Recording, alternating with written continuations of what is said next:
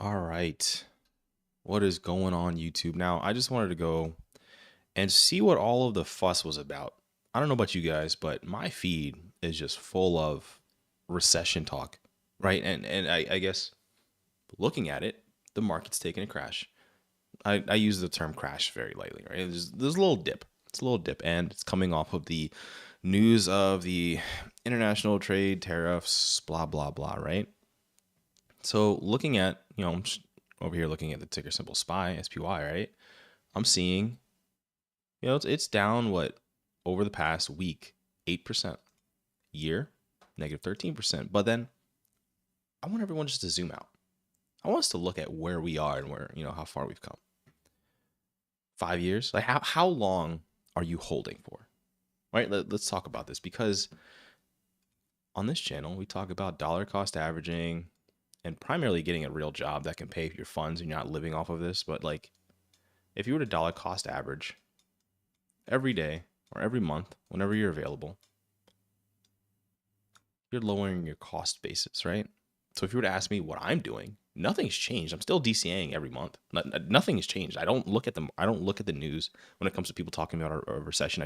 If anything, I try to prioritize working, making money, and not having to rely solely on just the stock market. Now, I want to go over on Wall Street Bets and see what people are talking about because believe it or not, you need to have like multiple forms of news, right? You need to have the CNBC, you need to have Wall Street Bets, you need to have basic Google ticker symbols. Like you need to know everything that's happening, right? So hold on, let me pop this up. Let's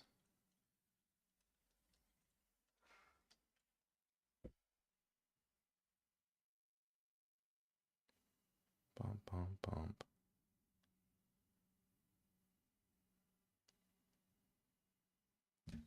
All right, so if we were to go,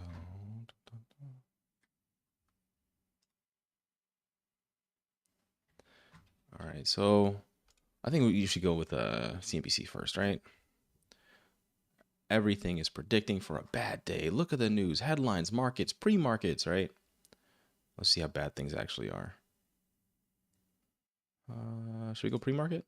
I'm not even gonna go look at crypto. That's a you guys thing, right?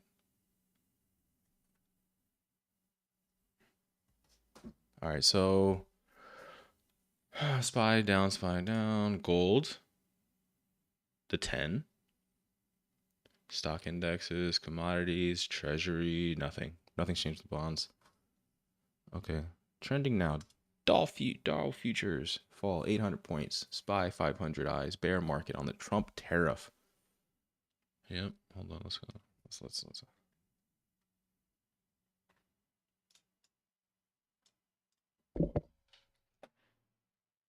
Hold on.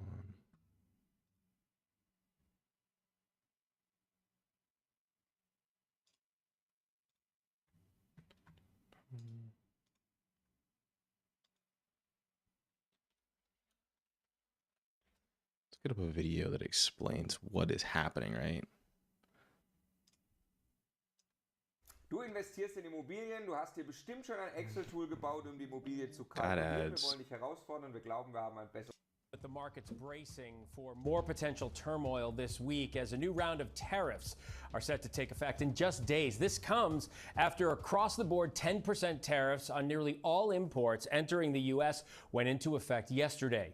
President Trump defiant, insisting tariffs will spark an economic revolution, even as stocks plunge and fears of higher prices begin to set in.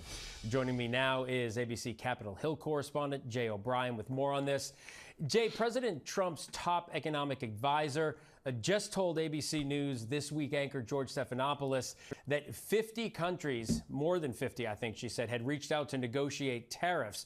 What more can you tell us about that and what this means for the new tariffs we're expecting this week? Because we still haven't gotten a real answer from the White House. Is this a negotiating tool or is it not? And it depends on who you ask. That's the whole thing, right? Like tariffs are a consumer price increase on things. I made a quick short this morning. Like the price of eggs. I mean, I know they're not getting, imported mass like that, but If you were to just say any goods, the price is getting passed on to the consumer. It doesn't raise funds. If anything, it increases your costs. Honestly, Phil, Your expenses. the reality here is Kevin Haslett, you're right, just told George on This Week that in his understanding, he's been told that around 50 countries, more than 50 perhaps, have reached out to try to negotiate some kind of a trade deal as a All right, formally targeted, tariffs in place. Yeah, that's a that's a big map. result of these tariffs, but that somewhat stands in contrast to what the president himself has said, because he posted on Truth Social this weekend that his tariffs are, quote, here to stay. And then he told Americans in a separate post to, quote unquote, hang tough. And he said that there will be, as you noted earlier, an economic revolution as a result of these tariffs. What does economic revolution mean for most people? I'm gonna give you a second to think on that. Like what is an economic revolution? What does that look like in 2025? Tariffs that will, in Trump's view, bring manufacturing and jobs and business back to the United States. Do you think that these companies are, one, going to create more jobs, or two, just increase pricing the products of goods to pass on to the consumers? It's not going to be an economic revolution. States. So Republican allies of the president, even some of his staff, in the case of Kevin Haslett, have framed these tariffs as a kind of negotiating tool. I can tell you that's what I hear repeatedly from Republicans on Capitol Hill. But when you hear from the president, he does not frame these tariffs as a negotiating tool. He frames them as being firmly in place. And again, as you say, we're just days away from stricter tariffs starting. And oftentimes that is his negotiating.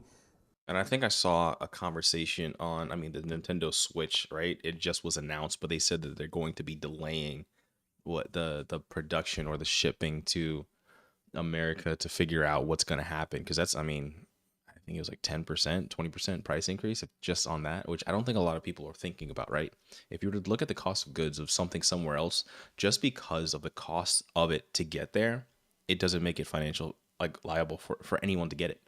I think if you were to look at like how much an iPhone costs in Brazil or something like that, or how much you're talking about getting an item shipped to, I don't know, anywhere in the Middle East, you're not talking about a normal iPhone for $700. You're talking about it for $2,000.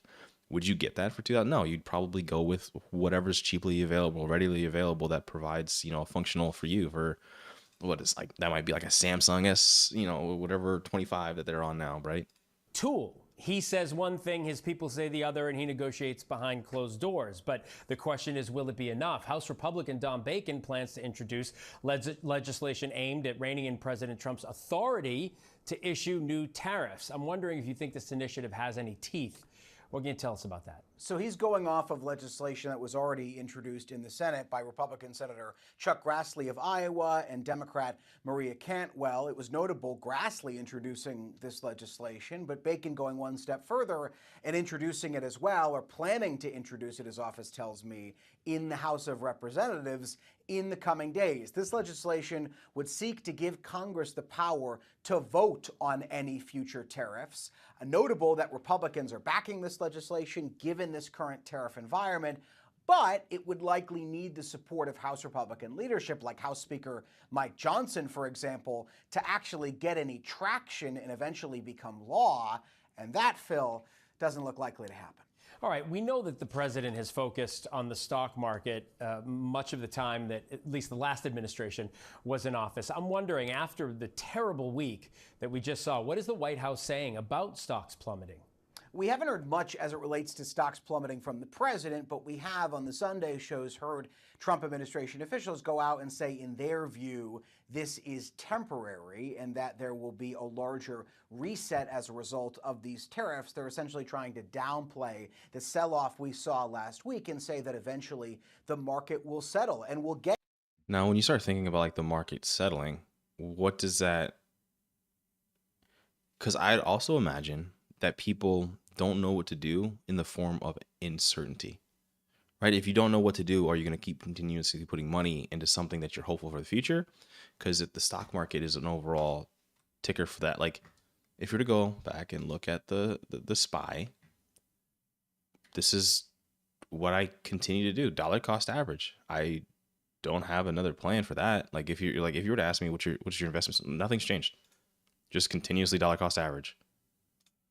Let's go through Wall Street bets. I'm not gonna lie, I love seeing the crazy shit. Now, U.S. futures are falling hard, indicating another red day tomorrow, and this is a pre-market opening. EU to set around first round tariffs. Price, CNBC host, warns of a Black Monday market crash over Trump tariffs, rivaling the record. Oh, let's see. Hold on, let's see this. What do you mean? Sure, allow. Get rid of it. Oh my God, no, I don't want to see that. Try to reach out and reward these countries and companies that play by the rules in the 1987 scenario, the one where we went down 3. Like, I've also heard, like, yo, this is as bad as like the Great Recession. Bro, that was so long ago that I don't even know if you can compare modern anything to that, right? Like, bro, we have smartphones. Like, if we don't have the modern conveniences that we have, you can't compare. Days and then down 22% on Monday has the most cogency. We will not have to wait out too long, will we? We'll know by Monday. Fortunately, we had an excellent set of employment numbers today. At least it makes it less likely a crash will necessarily lead to a recession. But if President Trump stays... And I think that's like the part where we need to focus on, not the recession aspect of it, but trying to make sure that your job is as secure as possible to ensure that you maximize your income. Competence gets compensated.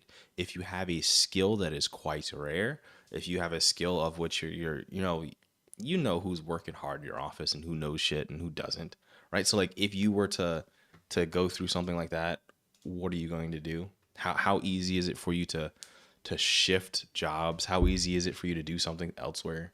Trying to do something like that, I don't know, but understand that there are places for you to learn, right? There's course careers. You can go to Udemy. You can go to YouTube and learn how to do basic things to get an entry-level position somewhere else. And if you're going to be talking about experience, there's ways for you to fluff up your resume. I might make a video on that. Is intransigent and does nothing to ameliorate the damage that I saw these last 2 days. I'm not going to be constructive here.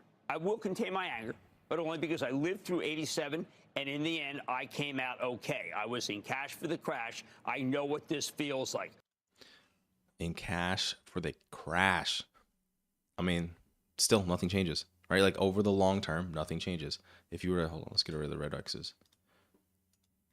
Over the 5 year, I mean, these dips happen. We're very familiar with dips. We are very familiar. I mean, even if you want to zoom out of that, right? Because you don't want to include COVID time, or, I mean, you can barely even notice any of these anymore, right? We're talking about these bubbles that boom, bust, boom, bust, boom, bust, boom, bust.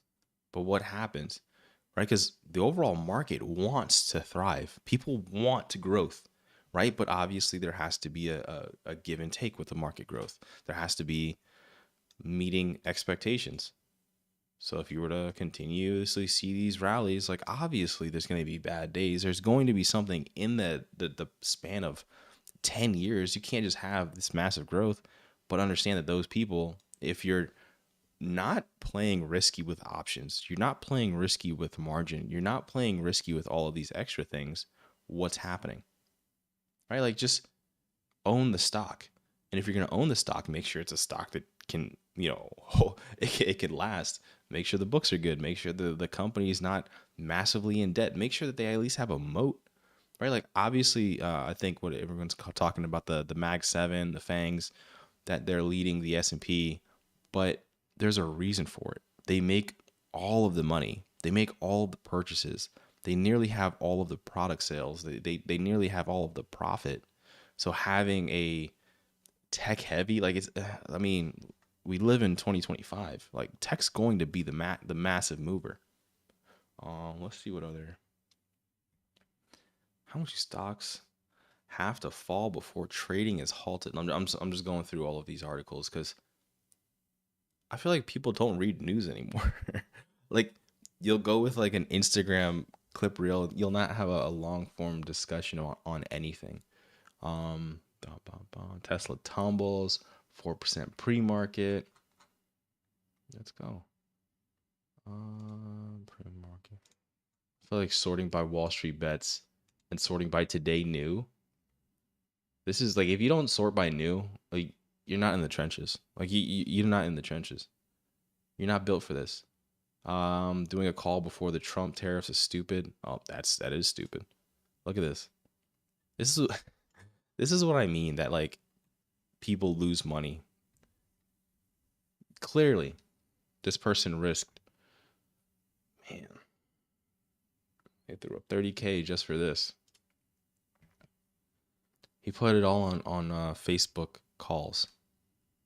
Sheesh. Thoughts on holding fixed calls overnight tomorrow. What's the expiration? April 16th, 2 weeks out. Not good. But I want to let y'all know, like, just because you see some people making money doesn't mean everyone makes money. Right? Just because you see some people losing money doesn't mean everyone's losing money. The best thing that you could do is understand the weather of the storm for your personal situation. Largest 3-day drop, SPY 17. So we're not peak yet. It could get worse. It could get lower first one day. $55 calls. Not looking good. Someday Fubo will pay off. People still trade that? Jesus. Weekly bankruptcy filings are skyrocketing. I mean, COVID, 08. Only time will tell.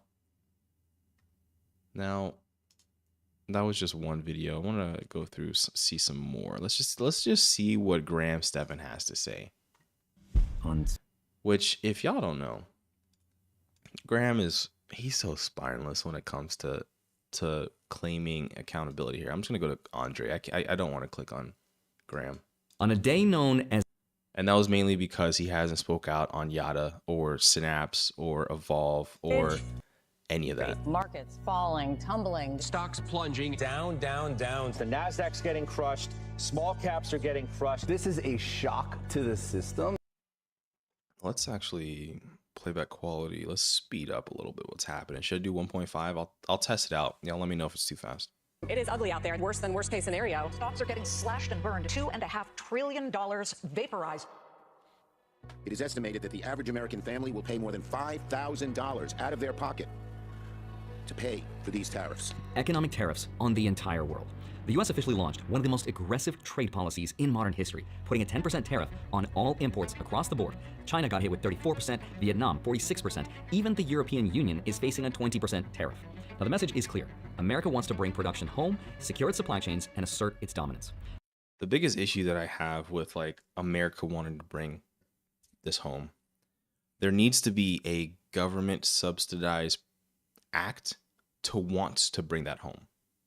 Right, because else, like, if you can, like, if you're going to talk on the side of saving money for Americans, you have to be able to find a way to guarantee that these prices won't increase or funnel down to the consumer, right? How are you going to ensure that 60% tariff cost is not going to rise for me going to Walmart, right? Like, there has to be a government-led program in order to build factories, to bring all of that true infrastructure back. You can't just increase costs with no plan to help. Now, the people who support this say this is needed to protect national security and rebuild American industries. But critics argue that we should get ready to pay higher prices, trade wars, and global economic fallout. But there might also be a twist ending to this story. Now, these tariffs could be deflationary, and they could cause the U.S. economy to slow down enough to force the Fed to lower interest rates and rescue the economy, which would allow the U.S. to refinance its debt and send the markets to the moon. Now, all of this sounds kind of crazy. There's a lot of fear and confusion out there, and I want to help explain how. Like, lowering the interest rate again so fast sort of undermines why the interest rates were raised to begin with. Like, if you don't know, that those are like two levers that the Federal Reserve has to ensure that we're not going broke as a country. If we were to drop interest rates again to 2%, 3%, it would just mean that the cost of goods are just going to rise again. Like if overnight mortgages were to hit 1%, that literally means that the cost of ownership or the cost of credit is so cheap that you have to increase the price of the asset. You have to increase the price of the house, right? And like those homes that are selling for $1 million are only going to go now for 1.4 or 1.5, 1.6. And if you thought it was a bubble before, if those interest rates go low, man, no bueno. How this will reshape everything from your portfolio to the future of the global monetary system. So here's what's going on and how this will affect you. Let's get into it. Hi, my name is Andre Jick. Hope you're doing well. Come for the finance and stay for the global reset. So we're back to tariffs again. So let me start by explaining what just happened, why it happened, the criticism for all of it, because there's a lot of good reasons to criticize it. And then I want to look at some of the theories of what could happen in the future. So first, here's what just happened. As of the day after the announcement of Liberation Day and all the tariffs were announced, the stock market was down about 10% from its peak, which is known as a correction. Now, this is interesting because just a couple of weeks ago, the story was the complete opposite. Markets were really excited and they were hoping for an economic soft landing, meaning people were hoping the economy would not go into a recession, but now it looks like we just might. And it's not just stocks. There's all kinds of stress in the system right now, including the credit markets, corporate bond spreads widening, currency fluctuations for trade-sensitive economies. For example, currencies of export-driven countries like the Mexican peso, the Canadian dollar, and the Chinese yuan weakened because they're expecting things to get a lot worse. That's because whatever the US does, it's going to be felt by the entire world. So right now, Wall Street's response is fear. There's layoff announcements that have started trickling in from companies hit by higher import costs. Business groups are spending a ton of money to get some kind of an exemption or to make Mr. Trump roll back the policy completely. But no one knows where all of this is going. And when the stock market doesn't know and there's uncertainty, it can't predict the future. So it becomes a roller coaster. So that's what's happening. But the next question is, why is it happening? And this all happened because of how extreme these tariffs are. And to be fair, the critics have a really strong argument against how these tariffs were created. So let me explain. The administration told us that these tariffs were reciprocal, meaning they mirrored what other countries charged the US for imports. Whatever they charge us, we charge them the same. Reciprocal tariffs on countries throughout the world. Reciprocal. That means they do it to us and we do it to them. They also claimed the tariffs were then cut by half because we're nice. But that's not true. These tariffs are actually a lot higher than what other countries charge the US. For example, China's average tariff on US goods isn't 67%. It's closer to between 6 to 10%. Vietnam faces 46%, but its tariffs on US goods are much lower. Tariffs on Australia are now 10%, but Australian tariffs on US goods is 0. They are not reciprocal. In fact, if you look at the world average before these tariffs, the US charged the world. That would be a more understandable approach towards tariffs of equal trade. But at that point, we have to understand that you can't just go around charging countries' import and exports without correctly identifying that it's not going to roll back to the consumer. Your cost of goods are going to increase. The Target CEO has already outlined that they're talking about raising prices in order just to prepare for the upcoming tariff. It's just, it makes no sense. About 2.5%. I'm not talking about Andre. I'm talking about literally the government's like opinion on what's going to happen. You have to prepare the American economy, and that's as is. Tariffs will only increase prices. And the world charged the US about 5 to 10%. So yes, it was unfair to the US, but these new tariffs are between 10 to 50%, which dwarf those rates. So the question is, why is the US going to charge the world so much more, and how did they pick these numbers? And it turns out someone figured out a formula that comes really close to how this was decided. The formula was based on a trade deficit with each country rather than directly matching the tariffs. So here's how it works. They took the trade deficit the US has with a country and divided it by the country's exports to the US, and then have the result for niceness. For example, the US trade deficit with China in 2024 was $294.4 billion, and imports from China were $439.9 billion. So step 1, trade deficit equals $295.4 billion. Step 2, $295.4 billion divided by $439.9 billion equals 67%. Step 3, 67% divided by 2 equals 33.5, so round up, which is how we got to 34%. A 34% tariff was applied to Chinese goods. Now, this formula was actually used for a lot of the countries listed, so let's look at another one. The US has a $17.9 billion trade deficit with Indonesia. Its exports to the US are $28 billion. So 17.9 divided by 28 equals 64%, which we are told is what Indonesia charges us. And because we're nice, we'll charge them half, 32%, half of 64.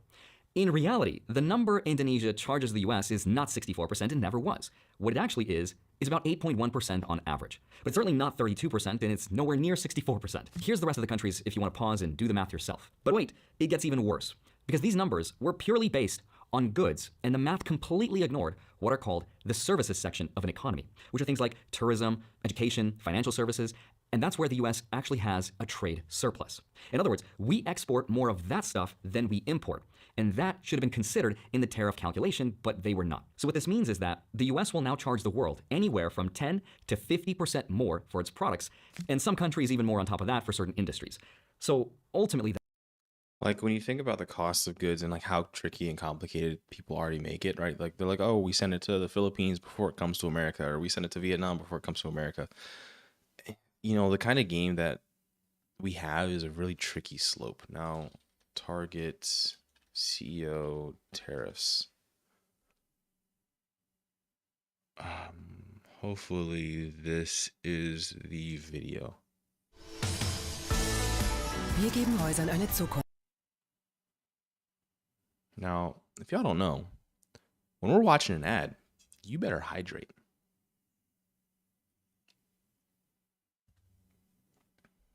Dig into this all in depth is Target CEO Brian Cornell. And Brian, it's great to see you this morning. Good to see you. Thanks for joining us. So very strong numbers for the fourth quarter. Yeah, because like Target is telling you what it's going to do.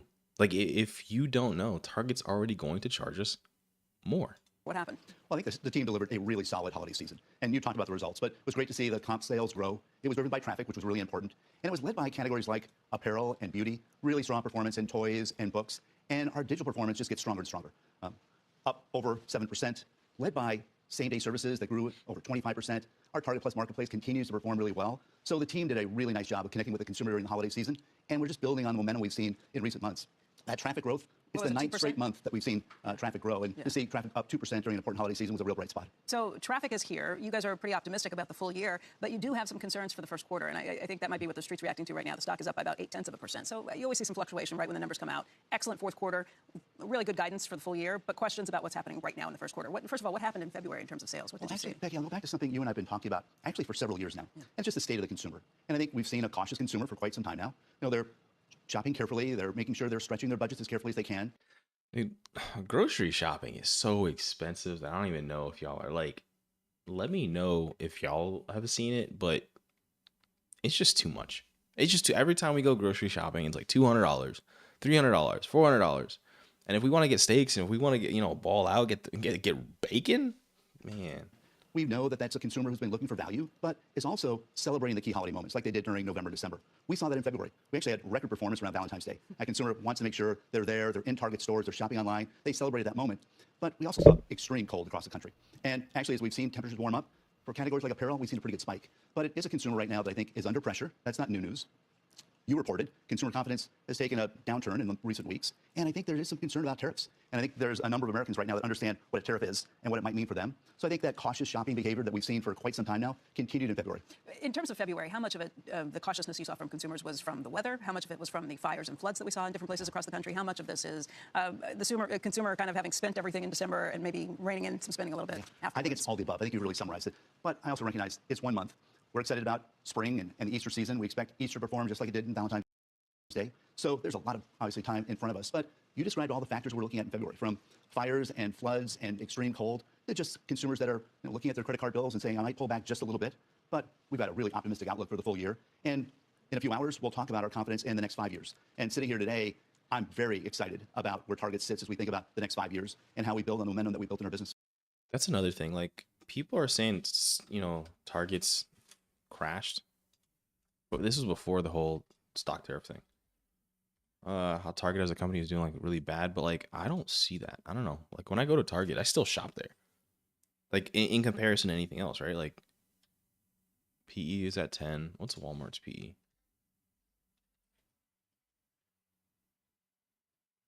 34. Target makes or Walmart makes 66 bills. It's just like, yes, it's completely a fraction of the size, but I feel that Target can have that rebrand to be that alternative Walmart, that bougie Walmart, right? I've just been watching the stock as you've been talking. It's over your shoulder, and it's gone from up over 5% to down a couple percent to now just around the midline. It's up by 0.2%. And again, this is a lot of bouncing around, but I think the investor is doing the same thing with every stock on a daily basis at this point, trying to figure out what is the impact right now. And the uncertainty that comes around tariffs have raised a lot of questions. How do you see the tariff in terms of A, how your business handles it, and B, what you think it is the impact to the consumer? Yeah, we always start with the consumer, Becky, as we think about the implications of tariffs. And we've been working on this for quite some time. We had a very experienced team. This is not the first time we faced tariffs, but it's really understanding where we go from here and the impact it'll have on consumers. So we'll watch it very carefully. We'll see how things unfold. I think for anyone in our space today, we're looking for certainty. And hopefully over the next few weeks, we have a better understanding of how things are going to move forward, and we better react accordingly. So if the certainty is, okay, all goods coming from either China or Mexico are going to face 25% tariffs, and if you're coming from China, it's going to be 25% from these two countries, 20% from China. What does that mean in terms of what you're bringing into this country and what you sell? Well, I'll start with half of the goods we sell come from the United States. Okay. And over the last few years, we've gone from over 60% of our imports coming from China to 30%, and we're on. I think just saying half of your goods come, within the States is sort of, where was it manufactured? Just because it was purchased within some internal team in the States doesn't mean that it was actually made in the States. A path to get it down to 25. So we've diversified our supply chain. Because that's also the entire supply chain is going to be affected by tariffs. It's going to be, where was the product fully, shipped in from? Like, if it goes to the Philippines and touches anything there, it's going to have an additional 10%, or, it's just, the entire chain is going to feel the effects. Chain to give us more optionality, and I think that'll serve us well as we go forward. But we always want to make sure we're delivering great value to the consumer. And over the last couple of years, you and I have talked about the importance of making sure we're delivering value. It's a consumer that's on a budget. We want to make sure we delight them with great new items, but also the value they're looking for, that affordability every time they shop. So we'll continue to make sure we lean in and do everything we can to control prices, provide that value, and continue to delight them with newness along the way. So what did your team do to prepare for this potential eventuality? I mean, there were a lot of people who still didn't think this was going to happen. Midnight has come, and they are in place as far as we know at the moment. We've done a lot of scenario planning, and we've tried to understand what are the different options that we might have to face. We'll go back and understand the implication of Canada and Mexico. We've been looking at that. We know for certain categories, like fruits and vegetables, where during this winter season, we depend on Mexico for a significant amount of supply. Those are categories where we'll try to protect pricing, but the consumer will likely see price increases over the next couple of days. See, this is literally coming from the Twitter CEO. It's going to affect people. The cost of goods is only going to directly cost you more money. It's not going to be the company eating the cost. It's going to be them. Over the next couple of days, so those go in really short instantaneously? supply chains. You think about all the fresh produce. We depend on Mexico during the winter. We're going to try and make sure we can do everything we can to protect pricing. But if there's a 25% tariff, those prices will go up. For things like what? Strawberries, avocados, bananas? What are we talking about? You've got that list right. Is that, so those are some of the key items. And those prices could change within days in the stores? Certainly over the next week. Y'all better start making your own avocados and strawberries now. Now, I just wanted to end it there. Of course, there's going to be so much more to this. Make sure you are subscribed to the channel. It's just going to be a fun, let's center this. Subscribe to the channel. It's going to be a fun journey. If you don't know, I've been making these, I guess, more think pieces recently. If there's any other topics you wanted to discuss, join the membership. It's $1. And just in the next video, comment what you want me to make, and I'll look into it. I'll add it to the idea list, find a way to incorporate it in a topic that I'll talk about on the channel. Besides that, peace.